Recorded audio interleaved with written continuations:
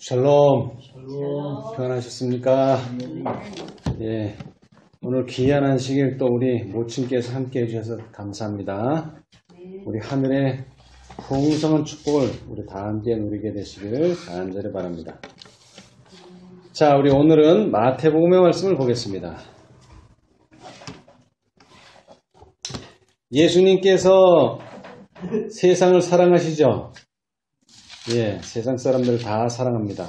차별이 없어요.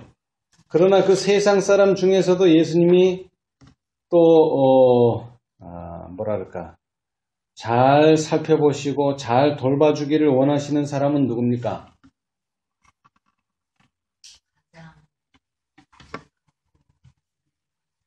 제자들이죠?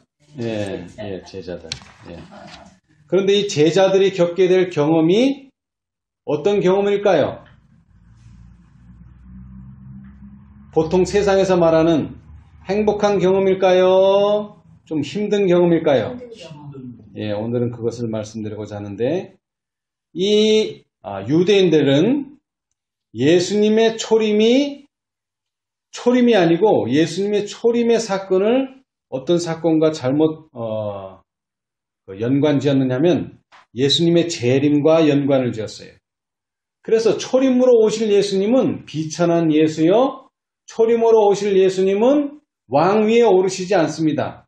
그리고 고난을 당하다가 죽으셔야 되는데 그런 예수님은 잊어버리고 저 멀리 있는 재림하실 예수, 영광스러운 주로 오실 그분을 기다리고 있었어요. 그게 안 맞는 거예요. 유대인들과 예수님과 개념이 안 맞아요.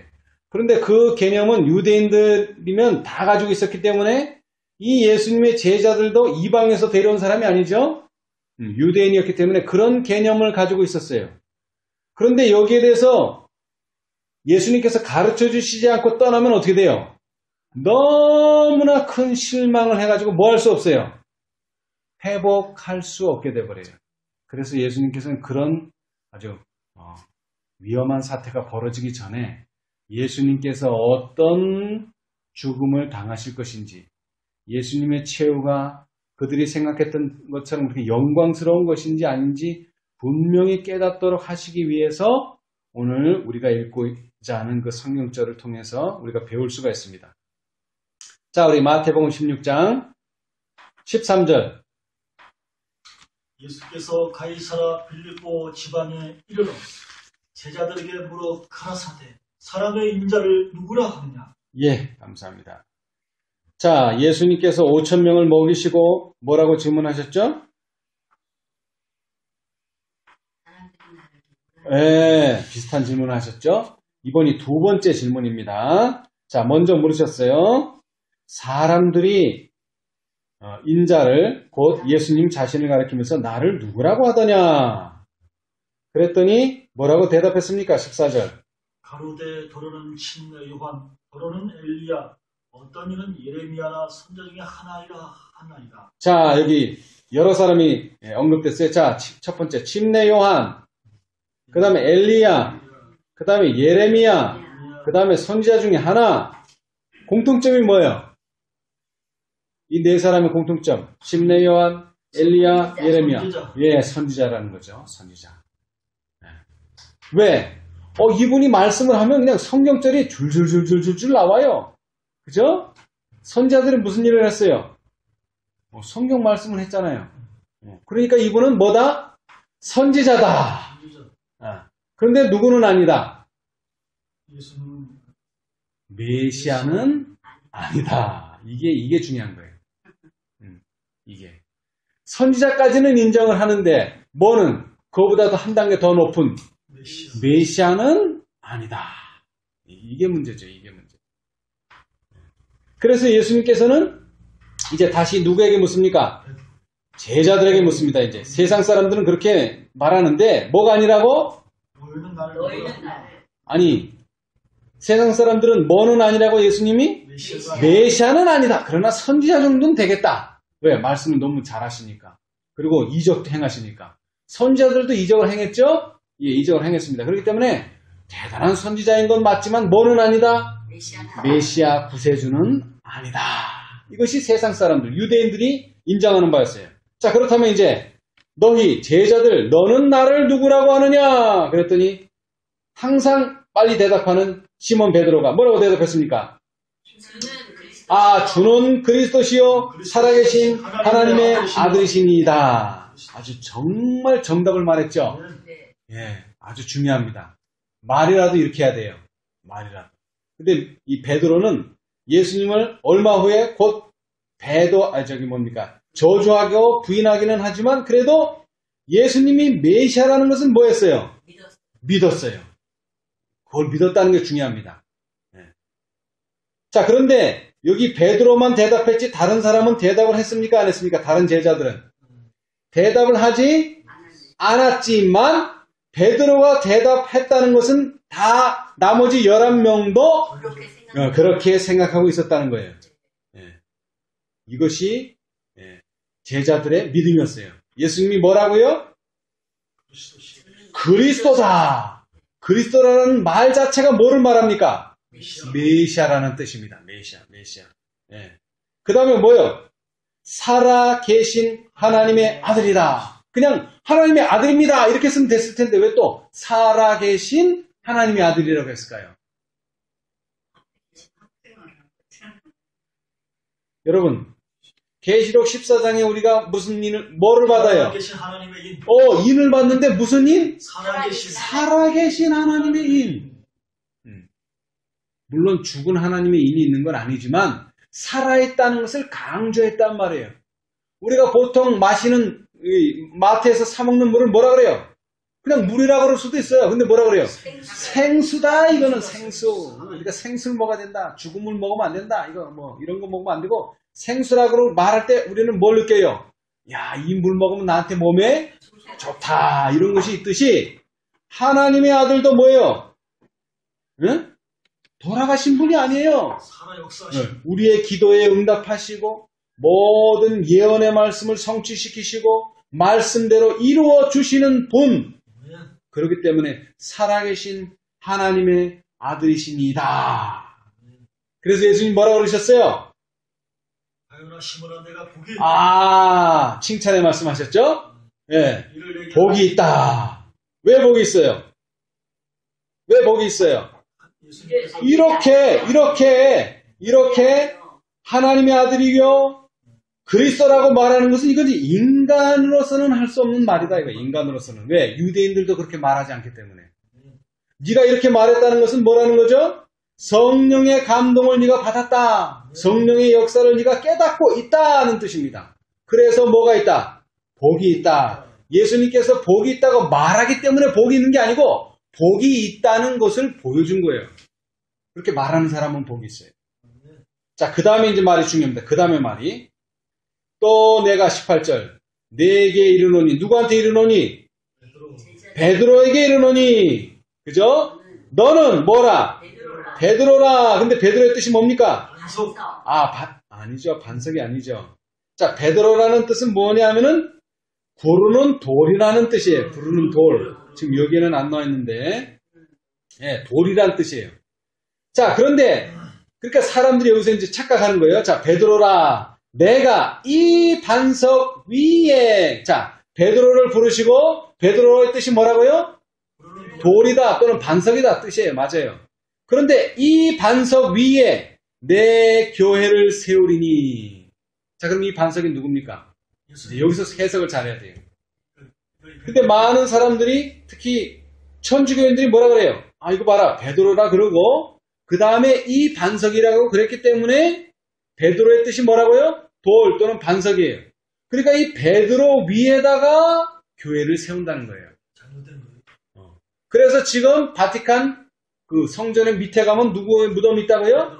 베드로의 무덤이 있어요. 베드로 위에다 건설을 하긴 해야 되는데 베드로가 죽었기 때문에 그 베드로 무덤을 지하에다 놓고서 봐라, 우리 교회는 베드로의 무덤 위에다가 세웠다. 그러니까 이것은 누구의 교회? 하나님의 교회다. 이렇게 말해요. 근데 그게 왜 틀립니까? 그 말이 왜 틀려요? 우리가 이 말을 그대로 보면 그렇게 오해할 수도 있습니다. 그렇죠? 오해할 수 있어요. 근데 왜 그렇게 생각하면 안 돼요? 자, 그러면은 마태복음에는 이렇게 기록했는데 그러면은 다른 성경에는 어떻게 기록했나 봅시다. 거기도 베드로 위에다 세웠다는 말씀이 있으면 뭐예요? 그거 받아들일 수 있죠. 그죠? 자, 우리 그러면은 시대의 소망.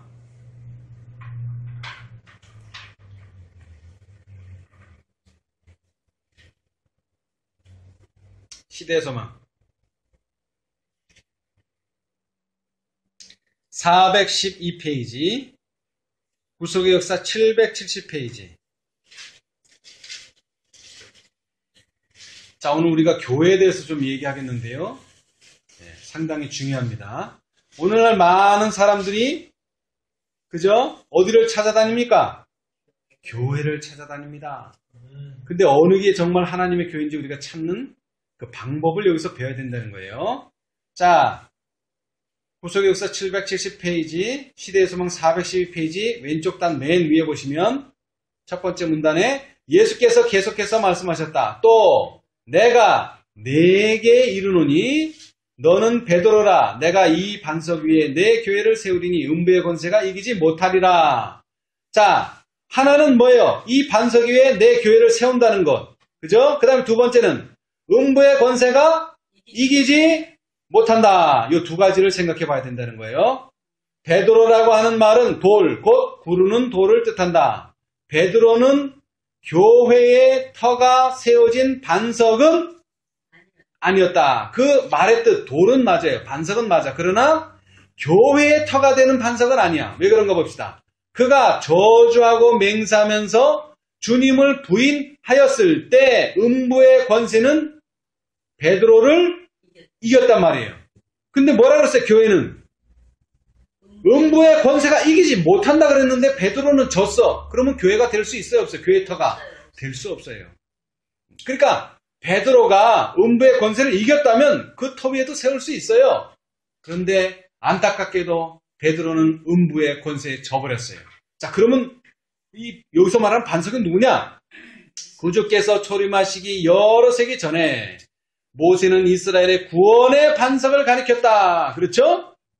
시편 기자는 내 힘의 반석에 대하여 노래하였다. 이사야는 그러므로 주 여호와께서 가라사대 보라 내가 한 돌을 시온에 두어 기초를 삼았노니 곧 시험한 돌이요 귀하고 견고한 기초돌이라고 기록하였다. 베드로 자신도 영감을 받아 기록하는 중에 이 예언을 예수께 적용시키고 있다. 그는 너희가 주의 인자하심을 맛보았으면 그리하라. 사람에게는 버림받았으나 하나님께는 택하심을 입은 보배로운 산돌이신 예수께 나와 너희도 산돌같이 신령한 집으로 세워지고 라고 말하였다.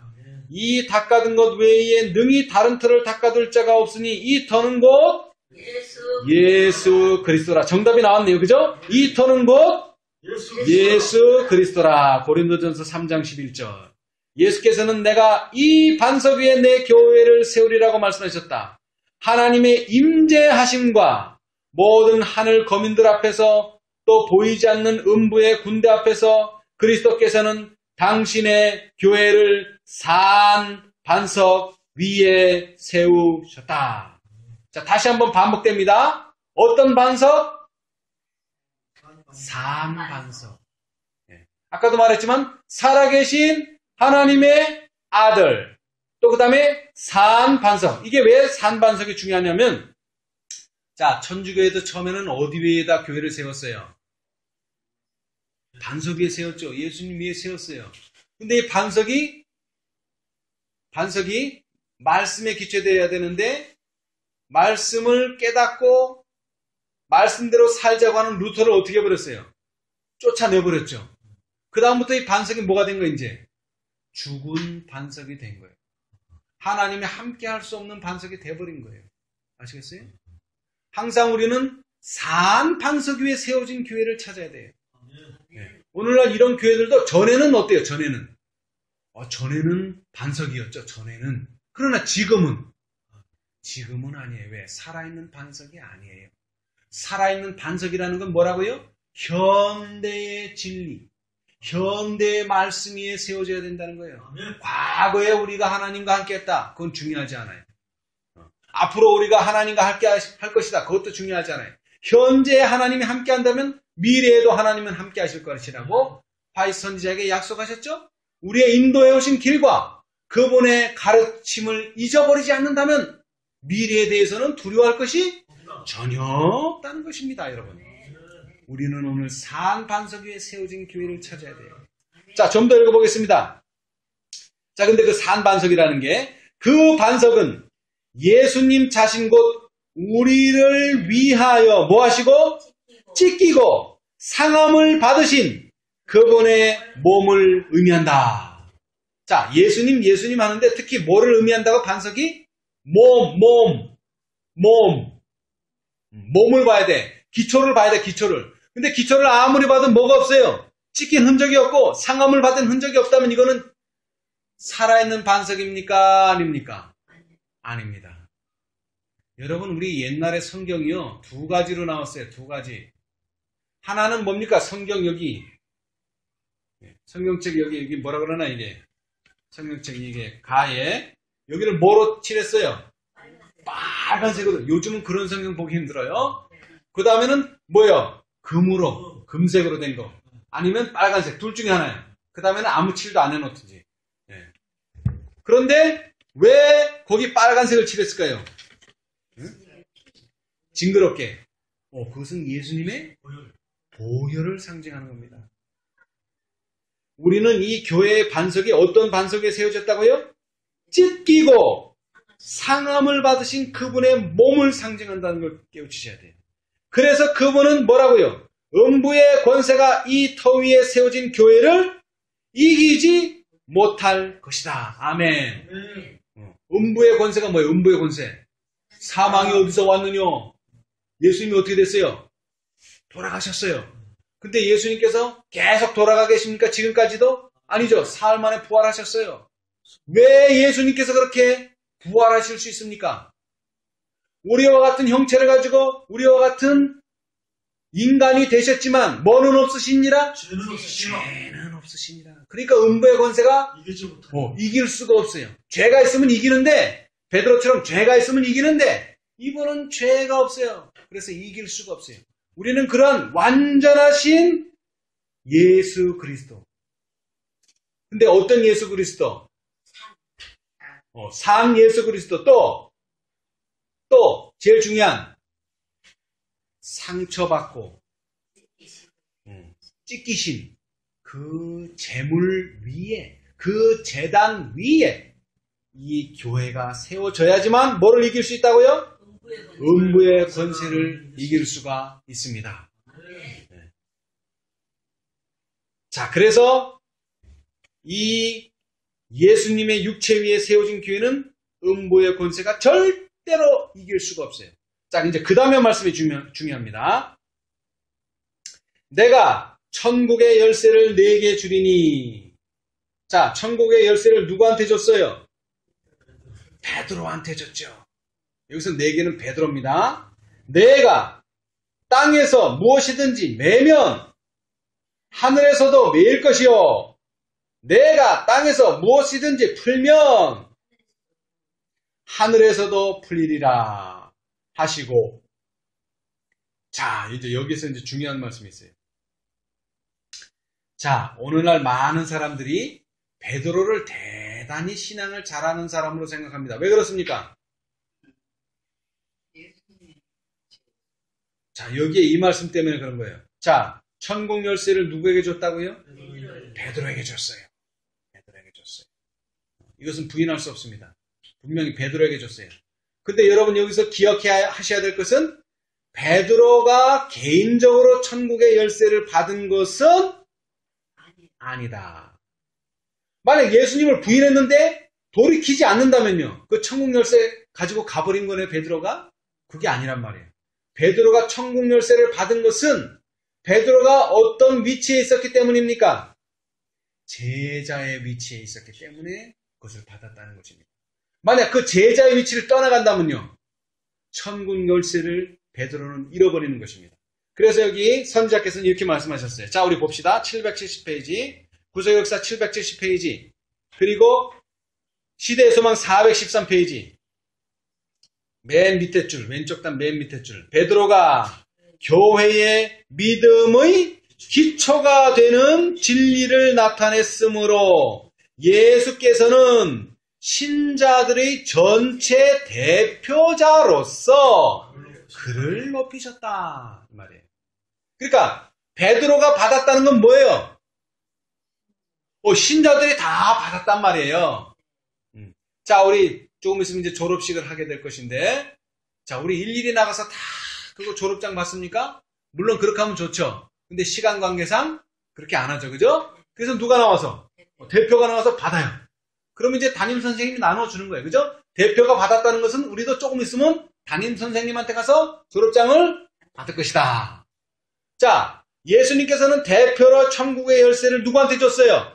베드로에게 줬지만 모든 하나님을 믿는 사람들, 뭐라고 믿는 사람? 예수 그리스도를 개인의 구세주로 믿는 사람, 더 나아가서 살아계신 하나님의 아들로 받아들이는 모든 사람들에게 예수님께서 뭘 주신다고요? 천국의 열쇠를 주십니다. 자, 그런데 그 천국의 열쇠가 무엇을 의미하는지 그 밑에 단에 천국 열쇠는 뭐다? 그리스도의 말씀이다. 모든 성경 말씀은 그분의 말씀으로서 여기에 포함되어 있다. 이 말이 뭐냐면은, 자, 오늘 우리가 마태복음도 읽지만 이거 다 처음부터 끝까지 예수님께서 말씀하신 거예요? 아니요. 베드로가 말한 것도 있죠. 그죠? 요한이 말한 것도 있고, 마태가 말한 것도 있어요. 그러나 우리는 모든 성경 말씀을 누구의 말씀으로? 예수님의 말씀으로 받아들이는 거예요. 그렇게 될 때 그 말씀이 뭐가 된다고요? 이 말씀은 하늘을 열고, 그죠? 닫는 능력을 가지고 있다. 그 말씀은 사람들이 간합되느냐 혹은 거절당하느냐를 결정짓는 조건들을 선언하고 있다. 자, 그러면 말씀을 받았어요. 우리는 말씀을 받아들여요. 그러나 그 열쇠를 가지고 사용을 하지 않는다면 어떻게 될까요? 문이 열립니까? 안 열립니까? 문이 닫힙니까? 안 닫힙니까? 열리고 닫히지 않습니다. 그 열쇠를 가지고 키에다, 자물쇠에다 넣고 돌려야지 열리는 거예요. 그냥 열쇠만 쥐고 있으면 안 열려요. 무슨 얘기인지 아시겠어요? 그 말씀을 어떻게 해야 된다고요? 그 조건들을 이행해야 된다는 것입니다. 그러므로 하나님의 말씀을 전파하는 자들의 사업은 생명에 이르게 하는 향기가 되거나 또는 사망에 이르는 냄새가 된다. 그들의 사업은 영원한 결과가 달려 있다. 자, 그런데 구주께서는 복음 사업을 개인적으로 베드로에게 맡기지 않으셨다. 이 말씀이 뭡니까? 베드로는 뭐 되더라도 진리를 배반하고 뭐하는 사람? 등을 돌리는 사람이 되더라도 하나님의 사업은요, 복음 사업은 베드로의 실패로 실패하지 않는다. 이렇게 말하면 이해가 되지만 1888년 누가 와서 믿음으로 말면 의의 기별을 전했어요? 존 스와 와그너가 전했죠. 근데 이 존 스와 와그너가 참 신앙을 잘하면 좋겠는데 어떻게 됐어요? 나중에 실망하고 실패하는 사람이 되었어요. 존 스와 와그너 두 사람 다.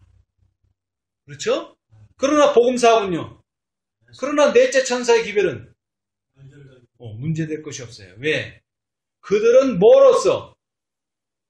하나님이 보낸 사자로서 전한 것이지 그들의 생애가 좋으면 믿고 그들의 생애가 안 좋으면 안 믿고 그런 사람은 아니다 이 말이에요. 여러분 우체부가 편지를 가져올 때 우체부가 마음에 들면 편지 받고 우체부가 마음에 안 들면 그 편지 안 받을 거예요? 그렇지는 않죠. 물론 좋은 사람이 가져오면 좋지만 품성이 안 좋은 사람 또는 내 마음에 들지 않는 사람이라 할지라도 우리가 중요한 건 그 사람이 들고 온 그 서신이 중요한 거예요. 아시겠어요? 네. 자, 또 하나 더 중요한 것은 1888년에 와그너와 존스가 기별을 가지고 왔을 때 누가 그 기별을 거절했어요? 지도자들이 거절했어요. 지도자들이. 자, 그러면 지도자들이 거절했으니까 나도 거절해야 됩니까? 아니요. 그런데 많은 사람들이 어떻게 했어요? 지도자들을 따라갔어요. 그렇게 되면 어떻게 되는 거예요, 이거는? 예수님께서 의도하신 바가 아니죠. 예수님께서 지도자를 세우신 것은 맞습니다만 지도자들을 무조건적으로 따라가면 안 됩니다. 네. 제가 무조건이라는 말을 했죠. 맹목적으로 따라가면 안 돼요. 이 맹목적이라는 단어를 주의하세요. 자, 왜 그런 일이 벌어지냐면, 자, 베드로가 지금까지는 뭘 받았어요? 지금까지는 칭찬을 받았죠. 복이 있다 그랬어요. 내가 복이 있다 그랬어요. 그런데 이제 예수님께서 참 교회가 어떤 교회라 하는 것을 말씀하시고 그 다음에 하신 말씀이 뭐냐면 앞으로 있을 일에 대한 것입니다. 지금 제자들은 예수님이 어떻게 될 걸 기대하고 있어요? 왕이 되실 걸 기대하고 있어요. 지금 이렇게 미천하고 별로 유명하지도 않지만 어떻게 될 거라고요? 왕이 되고 사람들 위해 존경을 받는 사람이 될 것이다 라고 기대를 하고 있었어요. 그런데 그 기대가 순식간에 무너지니까 그 기대를 하고 있던 베드로도 예수님을 부인할 수밖에 없었던 것입니다. 자, 봅시다. 21절. 이때로부터 예수 그리스도께서 자기가 예루살렘에 올라가 장로들과 대제사장들과 서기관들에게 많은 고난을 받고 뭐를 당한다고요? 죽임을 당하고 제3일에 살아나야 할 것을 제자들에게 비로소 가르치시니. 이 비로소가 무슨 뜻입니까? 비로소.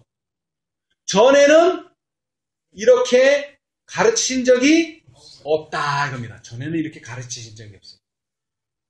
전에는. 자, 여러분, 여기서 중요한 교훈을 받아야 됩니다. 예수님의 앞길이 어떻다고요? 고난받고 가시밭길이라는 겁니다. 근데 그 말을 듣기 전에 우리가 마음에 새겨야 될 게 뭐예요? 내가 하나님의 참 교회 위에 있는가라는 것입니다. 내가 일을 하는데 일이 잘 안 풀리고 하나님의 교회에 왔다고 그러는데 계속 고난을 당하고 시련을 당하고 어려움을 당한다. 그럼 내가 잘못 믿는 거 아닌가? 사람들이 자꾸 뒤를 돌아다 봐요. 근데 그게 정상입니까? 비정상입니까? 왜 정상이에요? 이 하나님의 교회의 터가 어디 위에 세워졌다고요? 찢기고 상함을 받으신 그분의 몸 위에 세워졌다는 것입니다. 근데 여기서 구별할 게 있어요. 세상에서도 비난받는 사람 있죠? 어떤 사람이 비난받습니까? 세상에서 어떤 사람 비난받아요? 자기밖에 모르는 사람, 이기적인 사람. 그 다음에 뭐예요? 정의롭지 못한 사람들이 비난을 받죠? 그런데 똑같은 비난을 누구도 받아요? 그리스도가 받고 또 그리스도를 뭐하는 사람? 믿고 따르는 사람들도 똑같은 비난을 받아요. 아시겠어요? 그걸 구분해야 돼요. 내가 이기심 때문에 이런 비난을 받는 것인지 아니면 예수님을 따르기 때문에 받는 비난인지를 잘 기억하셔야 돼.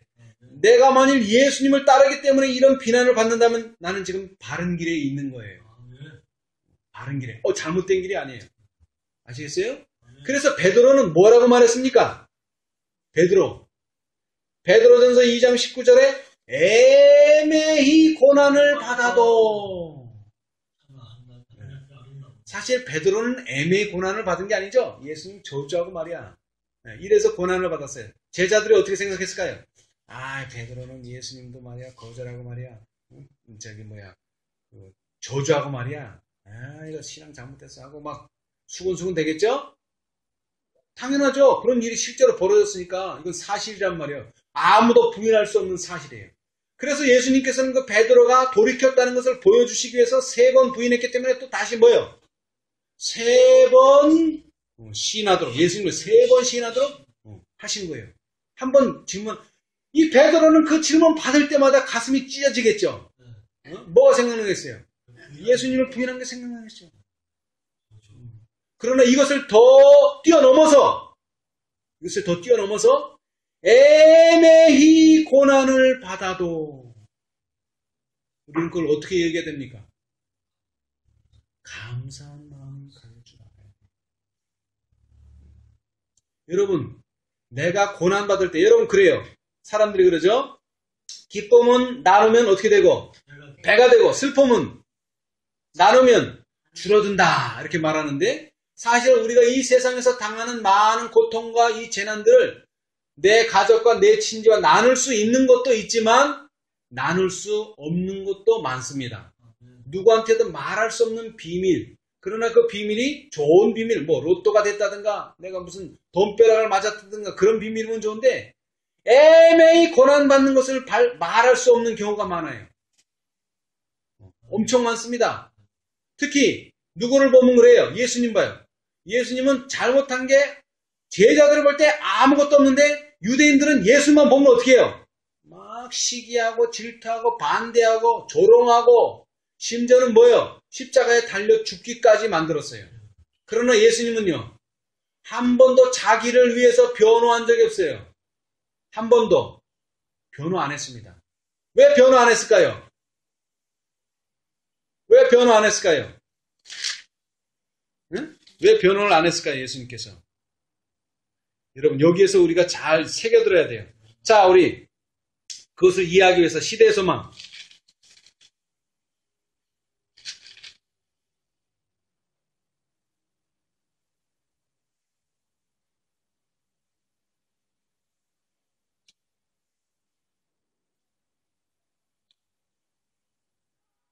예수님께서도 그런 고난을 당하실 때 마음이 기뻤을까요? 슬펐을까요?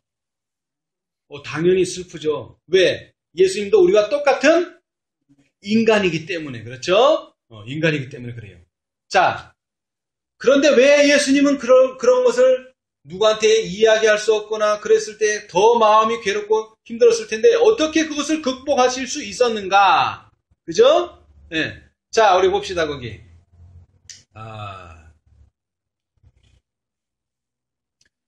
자, 768페이지, 구석에서 768페이지, 시대의 소망 410페이지, 십자가의 예표라고 하는 그 장입니다. 자, 누가 한번 읽어보세요. 그의 지상 사업은 마지막을 재촉하고 있었다. 그분의 걸음이 그리로 향하여 가고 있는 장면들이 그분 앞에 성장한 인간으로 나타났다. 그분은 인생을 취하시기 전에도 이미 잃어버린 자를 구원하기 위하여 걸어야 할 전 예정을 보셨다. 그분의 마음을 찌르는 심한 고통, 그분의 머리에 씌워진 오유, 그분께서 견뎌야 했던 궁핍, 이 모든 것들이 그분이 왕관과 왕복을 벗어 던지고 신성을 인성으로 옷 입기 위하여 보좌에서 내려오시기 전에 이미 그분의 시야가 변개되었다. 예, 자 거기까지요. 자, 예수님의 여정을 예수님은 상상했습니까? 추측했습니까? 알고 계시죠. 자, 예수님이 걸어야 할 모든 여정을 뭐 하셨다고요? 보셨다 하면 보셨어요. 전지전능한 그 능력으로. 그죠? 예수님이 이 땅에 오시기 전에는 뭐였다고요? 하나님이니까 다 보실 수 있죠. 그죠? 그 다음에 그분의 시야에 이미 공개되었다 그랬어요. 어떻게 태어나서 어떻게 살다가 어떻게 죽을게 그냥 상상하고 축축한 것이 아니고 다 공개되고 다 보셨어요. 근데 그것을 어떻게 이기셨을까요? 자, 그 다음에 공개될 뿐만 아니라 말 구유에서 시작하여 갈바리에 이르는 길이 모두 그분의 눈앞에 펼쳐졌다. 그분은 당신에게 임할 고통을 뭐 하셨다? 아셨다. 이 말이에요. 아셨다. 추측한 게 아니에요. 상상한 것도 아니에요. 아셨어요. 말 그대로 아셨어요. 그러면 얼마나 힘들겠어요. 그죠? 우리도 내가 이렇게 되는 거를 보고 공개되고 안다면 얼마나 힘들겠어요. 그런데 예수님은 그것을 극복하는 방법이 있었어요. 자, 그 다음 밑에 다음 단 그분께서는 당신의 사명의 결과를 항상 미리 보셨다. 여러분, 예수님께서는 자신이 가야 될 길도 봤지만 그 길을 잘 통과하면 오게 될 어떤 거? 보상도 보셨다. 보상도. 자, 좀 더 읽어보겠습니다. 수고와 자희생으로 충만한 그분의 지상생애는 이 모든 수고가 뭐하지 않게? 무익하게 되지 않을 것이라는 전망으로 뭐를? 격려를 받았다. 우리도 마찬가지예요. 우리도. 아이고 이 일이 언제 끝나나? 예수님이 언제 오시나? 그럴 때 우리가 어떻게 해야 돼요? 응? 나의 이 모든 수고가 뭐 되지 않고? 무익하게 되지 않고 어떻게 될 것이다? 예수님 오실 때 착하고 충성된 종아, 내가 작은 일에 충성했으니 내가 큰 것을 너에게 보답하리라. 그 성경책을 읽으면서 내가 그걸 받는구나. 그걸 기억하란 말이에요. 자, 더 나아가서요.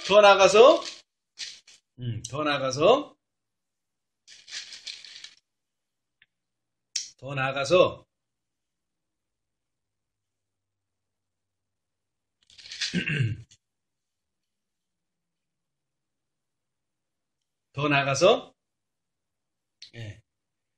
우리의 모든 그런 어려움과 고통 이런 것들이 자, 예수님께서 지금 겟세마네를 향해서 가고 계시죠? 그런데 그것을 예수님께서 오늘 제자들에게 말씀하시니까 제자들의 기분이 어떻게 됐을까요? 아주 슬프고 예수님이 죽는다니 이게 어떻게 된 거야? 막 이렇게 돼가지고 지금 어디에 골몰하고 있어? 어디에? 바로 얼마 후에 일어날 일들에 거기에 모든 신경이 집중된 거예요. 그들의 눈은 빈곤과 치욕과 고난의 지상생의 곧 보다 가까운 광경에 집중되어 있었다. 보다 가까운 광경. 아시겠어요? 그러니까 예수님께서 우리에게 원하시는 건 뭐예요? 우리의 눈을 좀 멀리 보라니까요. 멀리. 하루 이틀 한 달 두 달만 쳐다보지 말고 그러면 뭐예요? 막 답답하지. 답답해. 예? 답답해. 우리의 생애가. 근데 예수님은 여기서 중요한 것이 있는데 제자들이 예수님의 재림을 만나려면 얼마를 기다려야 돼요? 여러분이 아시다시피 2000년을 기다려야 되는 게 2000년 10년, 20년, 100년, 200년도 아니고 얼마? 2000년을 기다려야 됩니다. 2000년. 그런데 예수님께서 어떤 희망을 주셨어요? 어떤 희망을 주셨어요? 네? 자, 28절.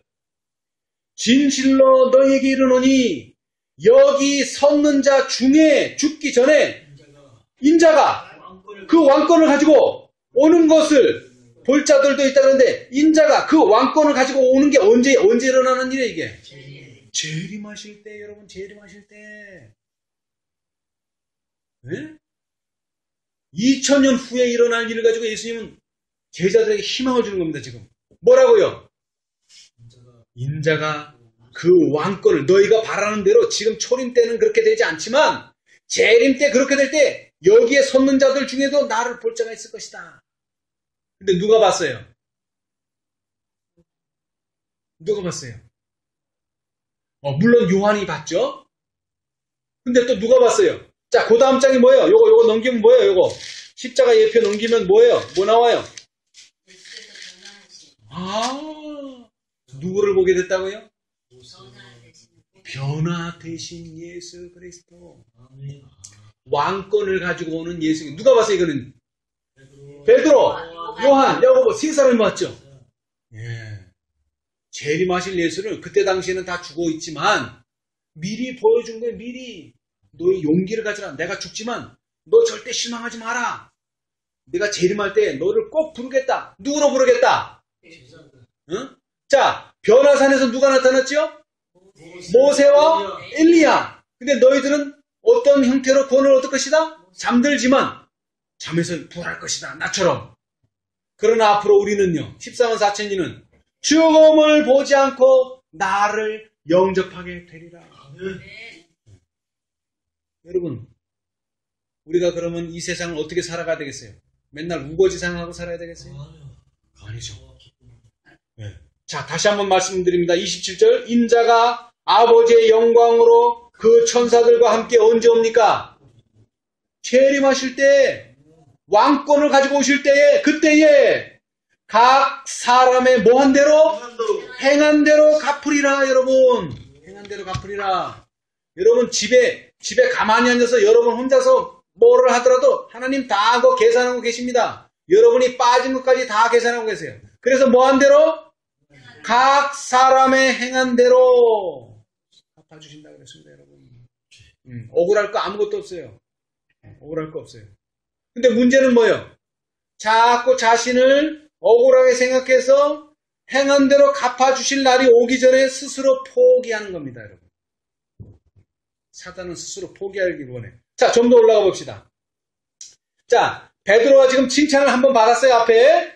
근데 예수님께서 돌아가신다. 그러니까 어떻게 했어요? 베드로가 당장 뛰어나오더니 베드로가 22절 베드로가 예수를 붙들고 간하여 가로되 주여 그리 마옵소서 이 일이 결코 주에게 미치지 아니하리이다.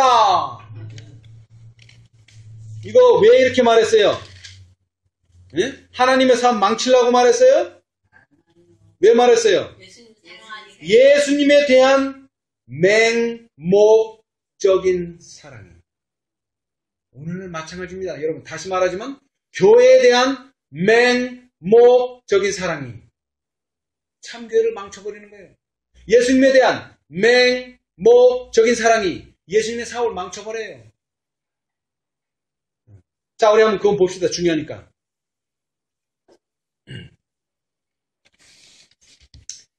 자, 415페이지, 시대소망 415페이지, 구속의 역사 771페이지 중간단에 베드로는 그의 주님을 사랑하였으나 예수께서는 당신을 고난에서 막겠다는 욕망을 나타낸 베드로를 칭찬하지 않으셨다.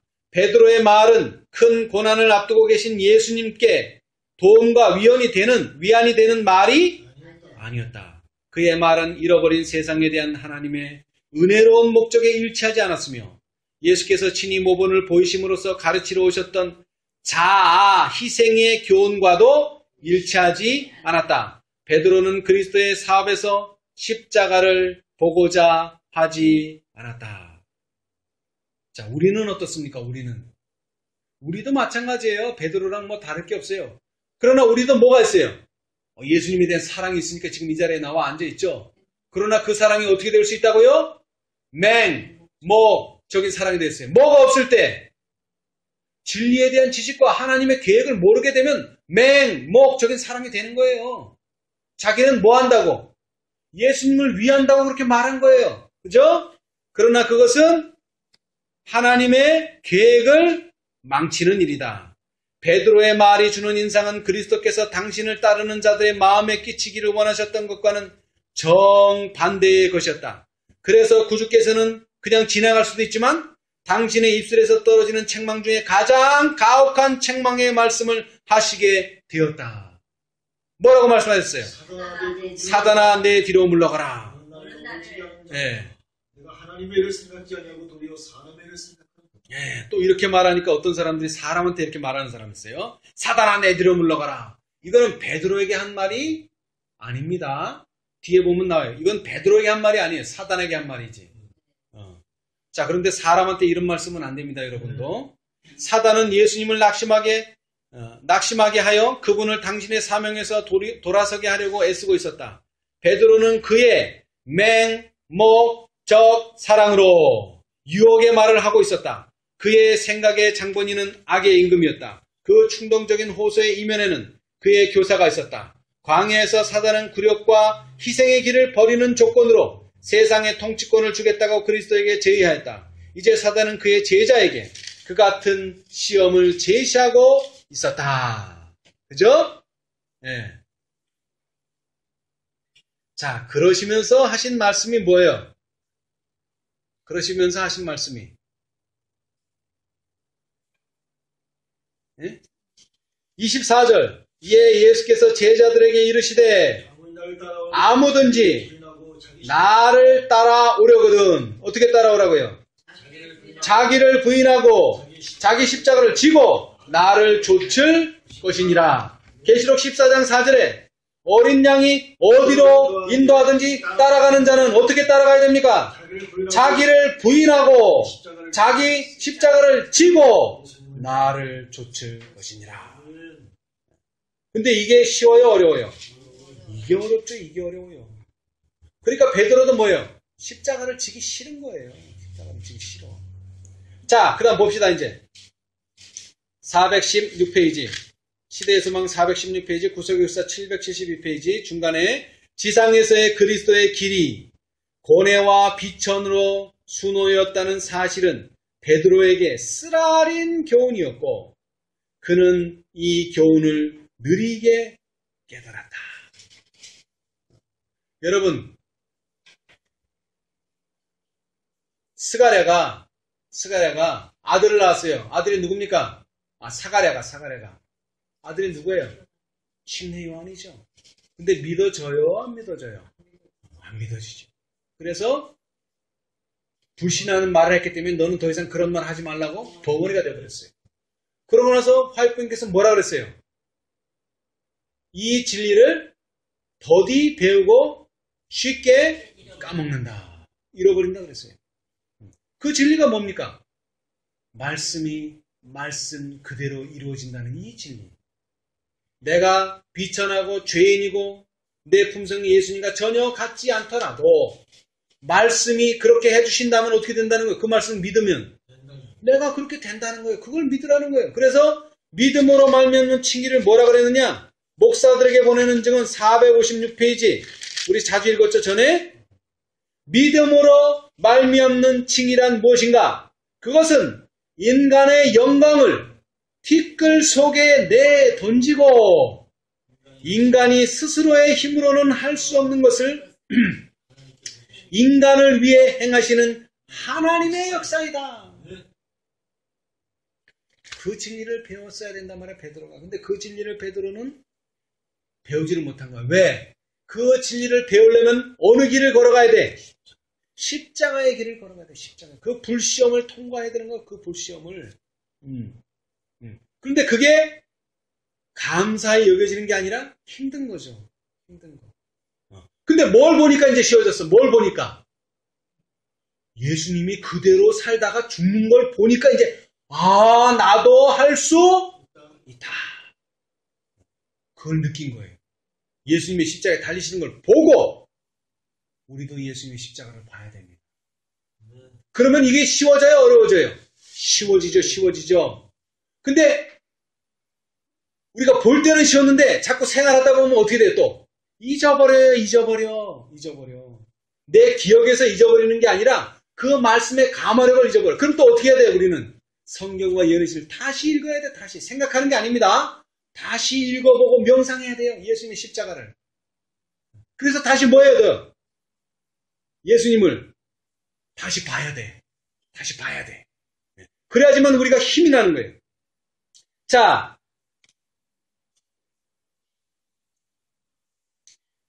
417페이지, 구속의 역사 417페이지, 그 다음에 구속의 역사 772페이지, 시대의 소망 417페이지, 그 417이라고 써졌죠? 그런데 예수께서 당신을 따르는 자들에게 십자가를 지고 자기를 따라오라고 명령하신 것이다. 그분의 말씀은 제자들에게 비록 희미하게밖에는 이해되지 않았지만 가장 치욕적인 수욕, 곧 그리스도를 위하여 죽기까지 그들이 복종해야 할 것을 지적하신 것이었다. 이 말씀보다 더 완전한 자아 포기를 묘사한 말씀은 있을 수 없었다.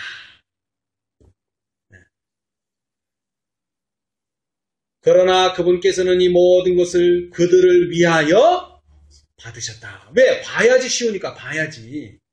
예수께서는 우리가 잃어버린 상태에 있을 동안에는 하늘을 계실 만한 곳으로 여기지 않으셨다. 그분은 비난과 모욕의 생애를 그리고 치욕의 죽음을 당하기 위하여 하늘의 궁정을 떠나셨다. 값을 헤아릴 수 없는 하늘의 보화로 부유하던 그분이 가난하게 되신 것은 당신의 가난으로 말미암아 우리로 부유하게 하시기 위함이었다. 우리는 예수께서 걸어가신 길을 따라가야 한다. 아멘. 근데 갈 수 있어요, 없어요? 있죠. 예수님이 가셨다면 우리도 갈 수 있어. 그러나 제자들은 지금 예수님 간 거 지금 봤어요. 지금은 봤어요, 못 봤어요?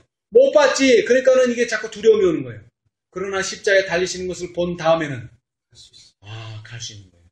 근데 가려면 뭐가 필요해요? 믿음이 필요해요. 믿음이. 자, 그 다음 읽어봅시다. 그리스도께서 위하여 돌아가신 사람들을 사랑하는 것은 곧 뭐를? 자기를 십자가에 못 박는 것을 의미한다. 왜 우리가 다른 사람을 사랑할 수 없어요? 자기를 십자가에 못 박기 싫으니까 사랑할 수 없는 거예요. 근데 자기를 십자가에 못 박으면 사랑할 수 있어요. 예수님이 그걸 보여준 거예요. 그러나 예수님은 사랑하기 때문에 못 박힌 거예요. 그죠? 그러나 우리는 아무리 사랑을 해도 사랑은 안 돼. 그런데 내 자아가 십자가에 못 박히면 그제서야 사랑이 나와. 아시겠어요? 우리가 먼저 해야 될 일은 사랑하려고 애쓰지 말고 자기를 십자가에 못 박아야 돼. 근데 누가 못 박아줍니까? 여러분, 예수님 누가 못 박아줬어요? 예수님 자신이 못 박았어요? 아닙니다. 여러분, 이걸 깨달아야 돼. 우리는 자꾸 죽어야 된다. 근데 자기가 죽이려고 그러니까 안 되는 거지. 누가 죽여주는 거예요? 다른 사람이 여러분 죽여주는 거예요. 다른 사람이 여러분을 십자가에 달려 죽이는 거예요. 그죠? 내가 나를 못 박는 게 아니에요. 예수님도 여러분 못 박지 않아요. 다른 사람을 통해서 예수님께서는 못 박도록 허락하시는 거예요. 근데 거기에 가만히 죽으면 내가 죽는 거고, 그렇게 되면 내가 다른 사람을 사랑할 마음이 생긴다 이 말이에요. 이거 아주 중요합니다. 다른 사람이 나를 십자가에 못 박도록 도와준다는 거. 그러니까 다른 사람이 필요해요, 안 필요해요? 필요하죠. 그러나 그 필요는 내가 이제 십자가에 못 박아 죽어야 되겠다 하고 결정한 사람들한테만 필요한 거예요. 그렇지 않은 사람들은 어떻게 합니까? 어떻게 해요? 여기 보세요. 앞절에 보면 그때 당시에 예수님 당시에 2명이 더 있었어요. 그죠? 십자가에 달린 사람이 2명이 더 있었어. 근데 그 2사람은 어떻게 했어요? 십자가에 못 박으려니까 막 난리가 났죠. 안 박히려고. 그런데 어떻게 했어요? 막 때리고 막 폭력을 써서 억지로 십자가에 매달았지. 근데 예수님은 너무 쉬워. 팔 대라 그러면 팔 대고, 거기다 못 박고, 또 팔 대라 그러면 팔 대고 못 박고. 너무 쉬운 거예요. 로마 병정들도 이해를 못할 정도로. 그러면 감동을 받았을까요? 안 받았을까요? 당연히 감동을 받았죠. 자, 이제 좀 더 내려가 봅시다. 하나님의 자녀가 된 자는 자신을 세상을 구하기 위하여 내려진 사슬의 한 고리로서 잃은 자를 찾아 구원하기 위하여 그분과 함께 행군하는 자비의 경륜에 참여하여 그리스도와 하나가 된 자로 여길 것이다. 아멘. 여러분, 여기서 하나 주목해야 될 단어가 있는데, 우리가 보통 구속의 경륜은 너무나 많이 들었죠? 그죠? 근데 구속의 경륜을 다른 말로 하면 뭐라고요? 자비의 경륜입니다. 자비의 경륜입니다. 여러분, 다른 게 아니에요. 그리스도인은 자신을 하나님께 바쳤다는 것과 품성으로 세상에 그리스도를 나타내야 한다는 것을 항상 뭐하고 있어야 된다? 인식해야 한다. 우리는 언제나 죽어야 돼요. 그죠? 그죠? 죽어야 돼. 그러면 뭐가 나타나? 네, 그리스도의 품성이 나타나. 네. 자, 좀 더 읽어봅시다. 나와요. 그리스도의 생애 가운데 나타난 자기희생, 동정, 사랑이 하나님의 일꾼의 생애에서 재현되어야 한다. 그렇게 되면 어떻게 될까요? 재현되면 예수님께서 그런 사람들을 찾기 위하여 오신다. 재림이 바로 나오는 거예요, 여러분. 자, 69페이지 봅시다. 실물권 69페이지. 실물권 69페이지. 이게 마지막 기별이에요. 세상에 보내는 마지막 기별. 무슨 기별? 자비의 기별. 자비의 경륜이란 말이에요. 그죠? 69페이지. 씨 뿌리는 자의 비유에서 나왔죠? 그죠? 69페이지. 자, 오른쪽 단 1047페이지. 1047페이지. 그죠? 네. 열매가 익으면 맨 마지막에 곧 낫을 대나니 이는 추수 때가 이르렀음이니라. 그리스도께서는 당신의 교회 안에 당신을 나타내 보이기를 간절히 바라신다. 그리스도의 품성이 그분의 백성들 속에 완전하게 재현될 때에 그분은 당신의 것을 찾으시려고 이 땅에 강림하실 것이다. 아멘. 아멘. 그리고 이렇게 재현되려고 하니까 뭐가 나타나는 거예요? 내 몸에서 방해물들이 장애물들이 나타난다는 거예요. 장애물들이. 빛은 이미 왔고 말씀도 왔고 다 있는데 뭐가 안 된다는 거예요? 빛으로 드러나질 않는다. 왜? 내 품성의 찌끼들이, 내 품성의 잘못들이 계속 그것을 막고 있는 거예요. 그것을 제거해야 된다는 거예요. 그것을 제거. 남의 거 제거하는 거 아니에요. 내 걸 제거해야 된다는. 그럼 뭐가 나오는 거야? 당연히 그리스도의 품성이 나타나죠. 영광이 나타나죠. 그러면 베드로가 그렇게도 바라던, 예수님의 제자들이 그렇게도 바라던, 한번 생각해 보세요. 3년 반 동안 동고동락, 말 그대로 동고동락했던 예수님이 눈에서 사라져버렸어. 여러분이 함께했던 부모님, 여러분이 함께했던 자녀가 갑자기 죽어서 세상에 없다 그래봐요. 볼 수 있어요? 없어요? 없지. 얼마나 슬픕니까? 그런데 이거는 그 정도가 아니야. 예수님이 사라져버린 거야, 그들의 눈에서. 얼마나 슬퍼요. 그럴 때 예수님이 뭐라 그러셨어요? 그의 영광으로 올 때 나를 보겠다. 그 얼마나 귀중한 소망입니까? 재림의 소망. 그런데 그 소망을 어떻게 하면 이루어주시겠다고요? 너희들의 품성에서 예수님의 나의 품성이 나타난다면 내가 곧 너희를 데리러 오겠다. 그걸 다른 말로 하면 뭐예요? 14만 4천인의 수가 다 계수되면 향로를 놓아두고 왕의 복으로 갈아입고 예수님께서 너에게 상을 주시기 위해서 오시겠다. 아멘. 그러기 전에 우리는 어디에 있어야 돼요? 예수님의 반석 위에 있어야 됩니다. 예수님의 교회 위에 서 있어야 됩니다. 그 다음에 뭘 하고 있어야 됩니까? 예수님이 우리에게 뭘 하기를 원하세요? 전도하기를 원하세요? 네, 전도하기를 원합니다. 근데 어떤 전도를 해야 돼요?